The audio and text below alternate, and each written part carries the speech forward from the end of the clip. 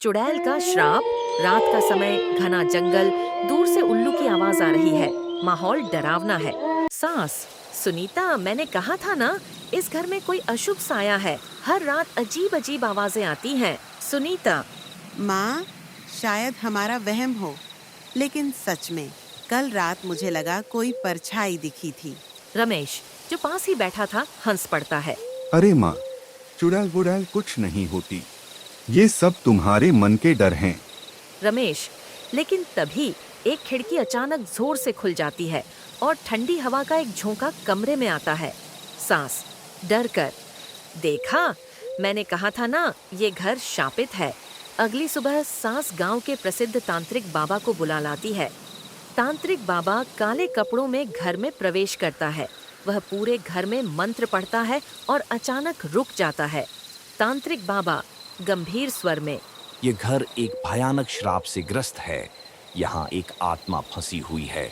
रमेश हंसते हुए, बाबा, ये सब पाखंड है। कोई आत्मा नहीं है। बाबा उसकी बात अनसुनी कर देते हैं और एक कोने की तरफ इशारा करते हैं। तांत्रिक बाबा, सुनीता, तुम्हारी माँ को याद है 20 साल पहले इसी जगह पर क्या हुआ था?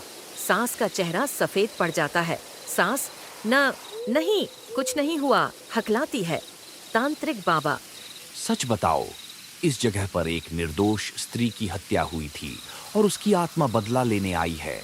तभी अचानक पूरे घर की दिए बुझ जाते हैं। चुड़ैल भयानक आवाज में, मैं लौट आई हूँ। सुदीक्षा को याद है? सांस जमीन पर गिर जाती है। उसके चेहरे पर भय साफ झलकता है। सांस कांपते हुए, नहीं, मैंने कुछ नहीं किया। चुड़ैल, झूठ, तुमने मुझे धोखा दिया, मेरी हत्या कर दी और मेरा घर छीन लिया। अब सच सामने आ चुका था। सालों पहले सास ने लालच में पड़कर अपनी देवरानी सुदक्षा को मारकर उसकी संपत्ति हड़प ली थी। सुनीता सन्न रहकर, माँ, क्या यह सच है? सास कुछ नहीं बोल पाती। चुड़ैल का क्रोध बढ़ जाता है। वह सास की तरफ बढ़ती है। तांत्रिक बाबा मंत्र पढ़ते हुए, हे आत्मा, तुम्हारा बदला पूरा हो गया। अब मोक्ष की ओर जाओ। चुड़ैल जोर से चिल्लाती है। उसकी परछाई कांपने लगती है और वह आग की लपटों में समा जाती है। सब कुछ शांत हो जाता है, लेकिन सास की आंखों में अब भी डर बसा हुआ था। रमेश गंभीर स्वर में, पाप कभी छिपता नहीं माँ।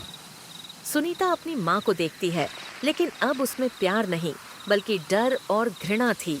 शिक्षा, अत्याचार का अंत निश्चित है और सच कभी दबाया नहीं जा सकता।